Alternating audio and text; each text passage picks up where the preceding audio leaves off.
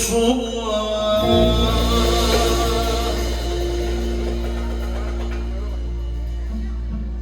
Bir ömür istediler, sevilmek istiyorsan canını ver dediler. Bir yudum mutluluğa.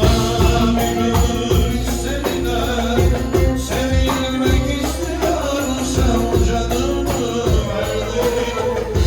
Şu vefasız alemin her şeyine doyulur, akan o gözyaşlarını elinle sil dediler.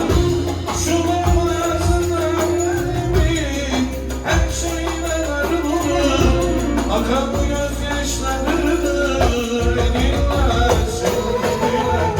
Bir yudum mutluluğa, bir ömür istediler. Sevilmek istiyorsan canımı ver dediler.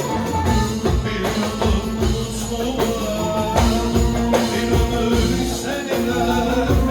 Sevilmek istiyorsan canımı ver dediler.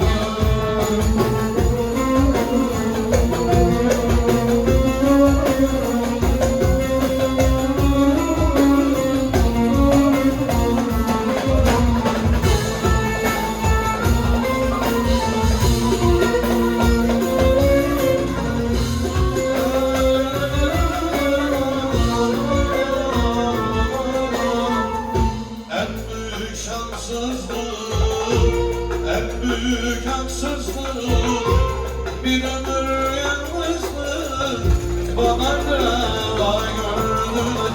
En büyük şanssızlık, en büyük haksızlık, bir ömür yalnızlık bana reva gördüler.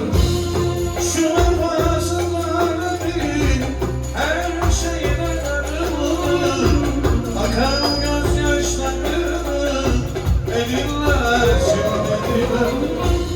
Şu vefasız alemin her şeyine darılır, akan gözyaşlarını elinle sil dediler.